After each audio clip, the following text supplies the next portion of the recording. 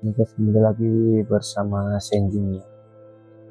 Hari ini aku akan memberikan part 2 dari kelanjutan cerita yang kemarin yang berjudul Tulah. Bagi yang belum nonton, kalian bisa lihat di video sebelumnya atau nanti aku akan kasihkan link di deskripsi ya guys ya. Oke, langsung saja kita sambung ceritanya. Terakhir kali dia merasakan ketakutan seperti ini adalah ketika dia berumur 10 tahun. Liv yang membawanya beserta bapak dan ibunya ke lantai 3 sebuah pusat perbelanjaan. Tiba-tiba kehilangan daya tarik dan macet di tengah jalan. Suatu kejadian yang tidak akan pernah ia lupakan seumur hidup, tentang bagaimana sensasi terkurung di ruangan sempit selama lebih dari 2 jam. Gelap, pengap, dan rasa terancam. Bahkan untuk bernafas pun rasanya dia kesulitan. Dan kini trauma 12 tahun lalu itu mendatanginya lagi. Kali ini bukan dari lift atau ruangan sempit lainnya, tapi di atas motor Gilang yang melaju kencang di atas jalanan tanah berbatu yang membelah hutan jati. Hutan jati yang di kemudian hari mereka berdua kenal memiliki nama hutan Randuangi. Sensasinya sama. Dia merasa terkurung di tempat ini. Pohon-pohon jati yang meranggas ini seperti memiliki sepasang mata yang menatap tajam kepada dia dan Gilang, seakan mengawasi keberadaan dua anak muda asing yang datang ke sini tanpa permisi. Pun dengan cara Gilang mengemudikan sepeda motornya seperti orang gila. Tak peduli bagaimana parahnya jalan yang kini mereka lewati. Gilang seperti hanya tahu cara menarik gas dan motor terus meloncat-loncat tidak stabil, semakin membuat dia merasa tidak nyaman. Tapi lidahnya sudah terlampau keluh untuk memaki, dan tangannya benar-benar seperti enggan digerakkan untuk memukul kepala Gilang. Rasanya cekam sudah terlanjur menguasai dirinya, membuatnya kehilangan segala daya. Bahkan dia tak mampu berbuat apa-apa ketika dia sadar bahwa Gilang sudah berbohong soal jarak 2 km yang ia katakan kemarin malam. Dia merasa ini bahkan sudah lebih dari 3 km dan belum terlihat tanda-tanda deretan pohon jati ini akan berakhir. Bahkan gerbang dusun Srigati yang diceritakan oleh Gilang tadi pun juga terlihat oleh pandangan mata. Gil, hanya itu yang keluar dari mulut dia. Itu pun dengan gemetar dan lebih seperti bisikan, tenggelam dalam deru motor Gilang yang makin ugal-ugalan. Tapi di luar dugaan dia, ternyata Gilang mendengar panggilan itu. Sabar toh, dikit lagi, ini kita udah bener kok jalannya. Tidak, dia berteriak dalam hati. Ini tidak benar. Bahkan semakin jauh mereka masuk ke dalam hutan, dia semakin yakin bahwa apa yang sedang mereka lakukan ini adalah sesuatu yang salah.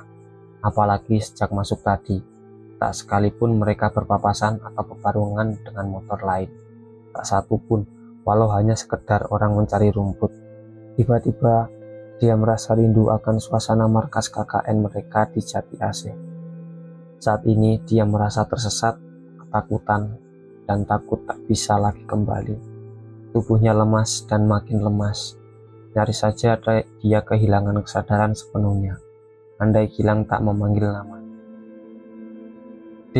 Dia, itu dusunnya, kita udah sampai. Motor perlahan-lahan berhenti. Dengan sisa tenaganya yang nyaris dihabisi oleh rasa takut dan trauma. Dia mendongakkan kepala dan memandang ke depan. Sebuah gapura besar dengan bentuk khas Jawa menjadi pembatas antara hutan jati dengan kebun jagung yang pastinya adalah milik warga. Di kejauhan tampak panorama deretan rumah-rumah dan asap mengepul jauh dari sana. Di sini benar-benar masih ada sebuah dusun. Dia bahkan tak percaya pada apa yang kini terhampar di depan matanya. Kita sudah sampai Srigati, Dek. Adil sadar dia tidak bisa pergi ke Srigati seorang diri. Dia perlu untuk melihat keadaan di sana, setidaknya untuk kunjungan pertama. Penolakan yang diberikan Eko membuatnya terus berpikir, apa yang salah dengan desa itu? Sampai seseorang yang ia kenal punya jiwa sosial dan simpati tinggi seperti Eko memutuskan untuk tidak ikut campur dan mengabaikan kenyataan bahwa di sana ada seseorang perempuan yang butuh bantuan. Kalau aku nekat pergi ke sana sendirian dan ternyata itu adalah desa begal, sama saja aku bunuh diri, pikir Adil. Dia bisa saja menjadi seperti Eko, memilih abai dan tidak peduli. Toh proyek kegiatannya bulan ini saja sudah begitu padat. Tapi entah mengapa, telepon dari dia kemarin membuatnya tak sampai bisa tidur semalam. Bagaimana seorang perempuan yang membutuhkan bantuan atas penyakit jiwanya malah dipasung kedua kakinya di kandang kambing. Manusia-manusia macam apa yang tega melakukan dan membiarkan sesuatu yang bagi Adil tidak beradab itu terjadi. Pertanyaan-pertanyaan itu seakan menjelma menjadi hantu yang mengentayanginya semalam suntuk. Adil harus ke sana untuk kemanusiaan. Dia sudah memutuskan, tapi dia juga tak mau gegabah. Adil harus mencari satu teman dari sini, orang multifungsi yang tak cuma bisa jadi teman, tapi juga mempunyai kemampuan dan pengetahuan yang berguna di sana nanti. Dan alasan itulah yang lalu membawanya ke sini pagi ini. Di lobi gedung Fakultas Psikologi sebuah kampus ternama di kota ini, hanya dengan ditemani ponsel di genggaman dan tas pinggang warna coklat andalannya, Adil menunggu di ruang tunggu. Sesekali dia melongokkan kepala ke arah pintu masuk. Kakinya terus bergerak-gerak, menandakan perasaan tak sabar dan resah yang campur aduk menjadi satu. 15 menit berlalu. Suara tapak sepatu di lantai keramik terdengar menggema di seluruh ruangan lobi. Adil bangkit dari duduknya dan melihat apakah itu orang yang sejak tadi ia nantikan kedatangannya. "Mel!" seru Adil dengan rasa bahagia yang membungah begitu saja. Si pemilik nama seorang wanita muda berumur 27 tahun dengan rambut hitam lurus berponi lempar langsung menghentikan langkah. Sepasang mata indah yang terbingkai lensa minus saat itu masih langsung melemparkan tatapan menyelidik ke arah Adil. "Adil?" Merasa disambut dengan baik, Adil langsung mengambil inisiatif untuk mendekat. Tapi sepertinya ia terlalu cepat menyimpulkan. Gadis ibu kota yang dulu pernah sangat dekat dengannya itu malah mengambil langkah satu mundur. "Ngapain lo kesini?" Adil jelas salah tingkah. "Semalam aku nyoba BBM dan telepon kamu, tapi nggak ada jawaban. Kamu masih jadi asisten dosen di sini?" Melia melipat kedua tangannya di dada sambil menyeringai. "Emang sengaja nggak gua bales, dan gua lagi males banget nih buat basa-basi." Adil kemudian merenungi kembali pilihannya semalam. Apakah meminta bantuan kepada mantan pacar adalah pilihan yang bijak? Tapi tak ada nama lain di pikirannya kecuali Melia. Sekeras apapun dia mencari, hanya nama dan wajah itu yang ada di kepalanya. Entah karena Adil tahu bahwa Melia memiliki kapasitas, perhatian, dan empati yang sama tingginya dalam masalah kejiwaan. Atau sebenarnya ini hanya memang sebatas perkara rindu yang belum selesai. Tapi apapun itu, Adil tahu kalau Melia saat ini adalah seorang asisten dosen psikologi di kampus ini. Dia butuh Melia untuk dibawanya ke Srikati. "Terserah kalau lo ngelamun dan berdiri di sini sampai nanti malam. Tapi maaf, gue nggak ada kelas dan gue sedang buru-buru. Permisi." Bahkan aroma parfum yang merasuk ke hidung Adil ketika tubuh Melia berlalu melewatinya masih sama seperti 2 bulan yang lalu. Aroma parfum penuh nostalgia yang sekaligus menyeretnya kembali ke kenyataan. Buru-buru dia memutar badan dan setengah berteriak, mencoba menghentikan Melia yang sosoknya nyaris hilang dari pandangan. "Osek toh, ada kasus pemasungan, korbannya perempuan." Dan akhirnya berhasil. Langkah Melia terhenti seketika. "Aku butuh bantuanmu, Mel." Nah, pada bagian ini mungkin akan menjadi bagian yang cukup menguras pikiran. Bahkan mungkin adalah cerita yang paling beresiko yang akan kita ceritakan. Sempat beberapa kali kami berdiskusi dan berdebat apakah perlu bagian ini kita ceritakan. Mengingat kita akan mendeskripsikan bentuk dan karakteristik desa terkait yang menjadi inti dari cerita itulah. Dan pada akhirnya kami sepakat tetap menulis dan bercerita bagian ini dengan tetap menyamarkan nama lokasi.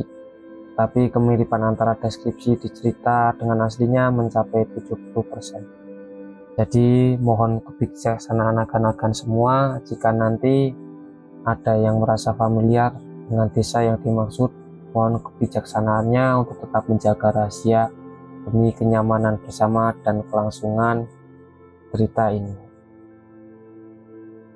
Dari alun-alun kabupaten, nanti Mas Adil ambil jalur ke selatan. Lurus aja terus sekitar 10 km sampai ketemu perempatan Semani. Nanti Mas Adil belok ke kiri, lurus sampai ketemu Gapura Desa Jati Asih. Kita ketemu di depan Gapura aja ya Mas Bun. Berbekal pesan BBM sesingkat dan sepadat itu dari dia, Adil berangkat dari kota tempat tinggalnya, nekat memaksa motor 4 tak yang entah kapan terakhir ganti oli itu menebas jarak 68 km.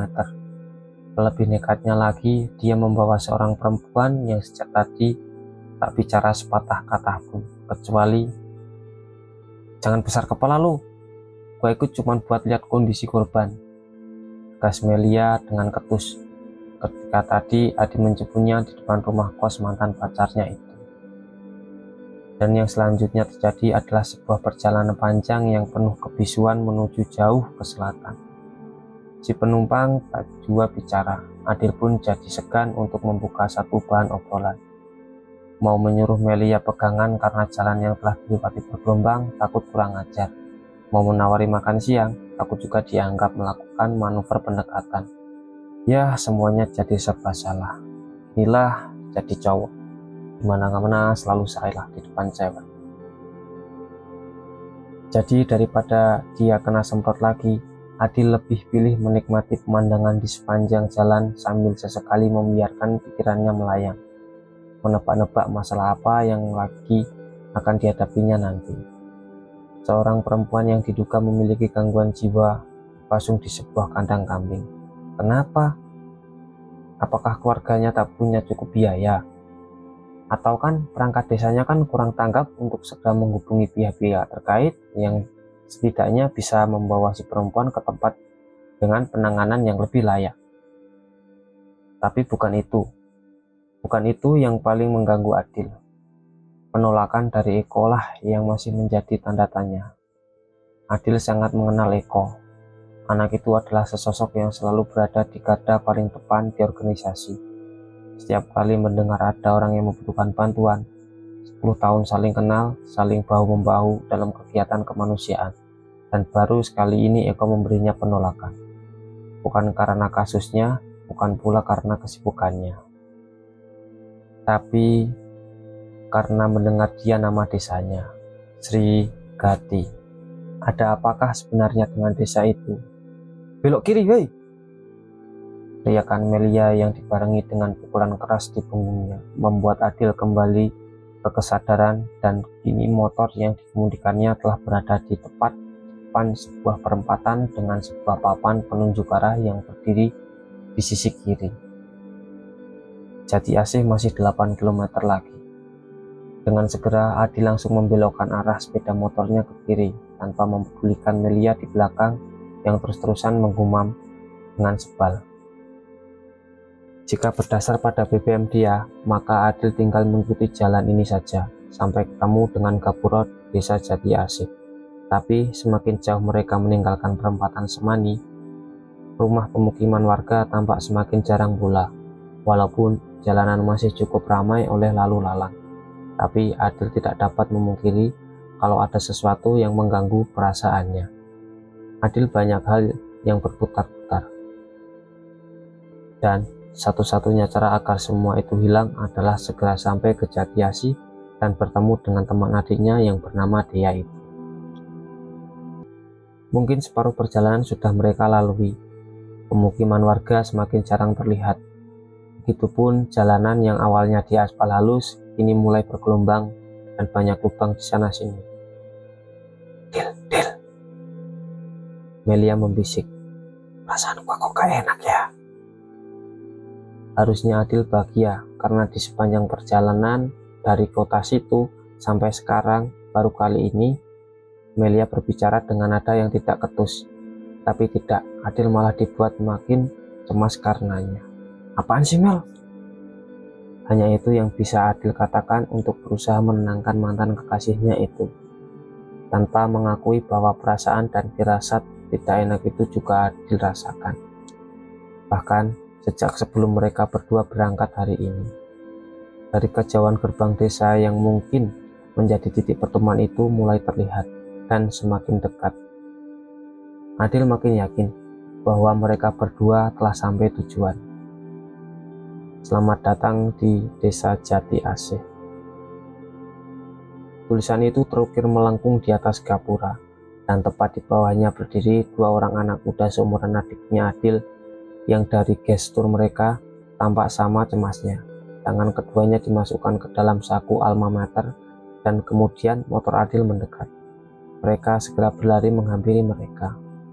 Tapi belum juga mesin motor dimatikan, Melia lebih dulu melompat turun dan menghampiri gadis muda itu, seakan dia sedang berlomba agar tidak dilalui oleh Adil.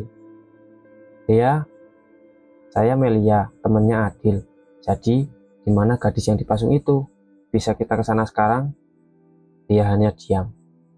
Pria yang sejak tadi diam di belakang, kemudian maju ke depan, bicara dengan nada yang cukup jelas kepada Melia dan Adil. "Saya Gilang, Mbak, ketua tim KKN. Yang jelas, kita tidak bisa ke sana sekarang.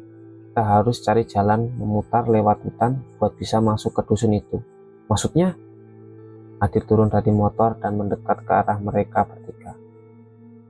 "Maksudnya gimana?" Dan giliran dia yang menjawab.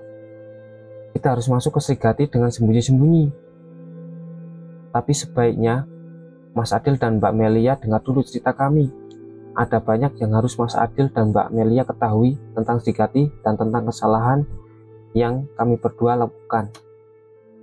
Dusun ini terkurung hutan jati dan teramat luas, begitu terpencil, terkucil, dan terisolasi. Entah dia tidak tahu apakah Srigati benar-benar terisolasi atau sebenarnya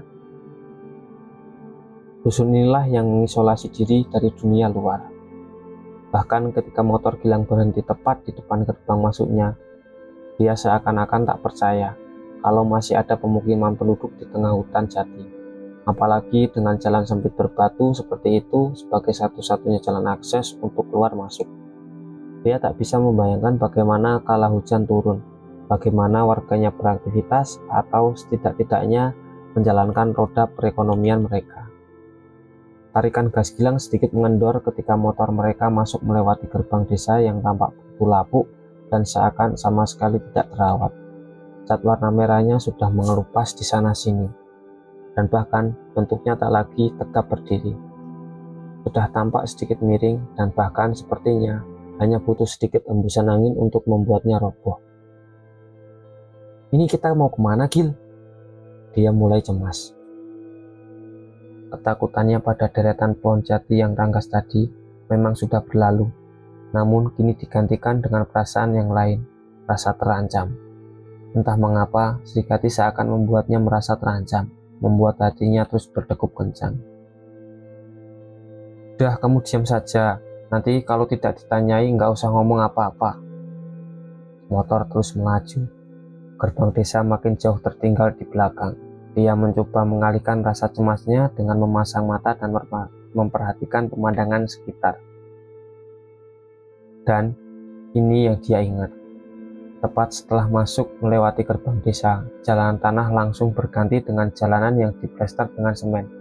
Hamparan kebun jagung terhampar di kanan kiri, tapi tak kelihatan satupun warga yang nampak berkebun atau mengurus kebun jagung mereka. Benar-benar sunyi, hening, dan hanya deru suara motor Gilang yang terdengar. Sekitar 200 meter di depan, rumah pertama mulai terlihat, yang kemudian disusul dengan deretan rumah-rumah lainnya. Sebagian besar dari deretan itu dipisahkan oleh sebidang tanah, yang sebagian ditanami pohon pisang dan sebagian lain dibangun kandang-kandang hewan dari gedek atau anyaman bambu. Dan tepat saat itulah dia dibuat terpengangah. Dusun ini yang awalnya dianggap terpencil dan kerumunan, ternyata memiliki deretan rumah-rumah yang bahkan lebih bagus dan lebih layak daripada Jati Asih yang relatif lebih dekat dengan jalan besar. Nyaris semua rumah sudah ditembok, bahkan beberapa memiliki halaman depan yang cukup untuk memarkir 2 buah mobil sekaligus. Hanya saja, setiap dia menganggukkan kepala kepada setiap warga yang didapatinya sedang duduk di teras rumah mereka atau yang sedang berjalan, bukan sambutan ramah yang ia dapat, melainkan pandangan tajam menyelidik, seakan kedatangan mereka berdua tak diinginkan di tempat ini. Dia mencoba tak peduli. Dia memutuskan untuk berhenti, bersikap ramah, dan mengalihkan pemandangannya lurus ke depan, di mana di depan sana ada sebuah perempatan. Gilang yang masih belum diketahui mau kemana, bersiap berbelok ke arah kiri. Mata dia nyalang. Benar-benar dipandanginya perempatan itu. Jika lurus, deretan rumah warga masih mereka temui dan entah berujung di mana. Sedangkan jika kita belok ke kanan, jalanan semen langsung berganti dengan jalan tanah dan masuk kembali ke arah hutan jati. Dan tepat di batas antara jalan semen dan jalan tanah itu, dia mendapati sebuah bangunan yang tak lagi utuh, sepertinya bekas terbakar atau dibakar.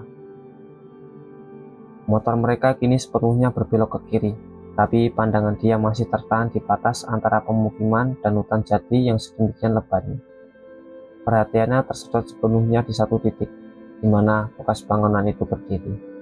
Bahkan ketika dia berhenti menoleh ke belakang, perasaan yang aneh itu terus mengganggu perasaannya. Desa ini sepertinya tidak beres, batinnya sendiri. Kini Gilang benar-benar menghentikan laju motor dan tepat di depan sebuah rumah joglo yang sepertinya merupakan rumah paling besar di seluruh Srinjati. Dia hanya melongo ketika Gilang mematikan mesin dan menoleh kepadanya. "Ayo turun, kita sudah sampai di rumah kepala dusun." Sedang tepat di depan pintu rumah itu, seorang pria paruh baya dengan peci hitam di kepalanya dan kemeja putih membalut tubuhnya berdiri dengan kedua tangan terlipat di punggung. Dia menganggukkan kepala sambil mengulaskan senyum ramah di balik kumisnya yang tebal, seakan orang itu sudah menunggu kedatangan mereka berdua.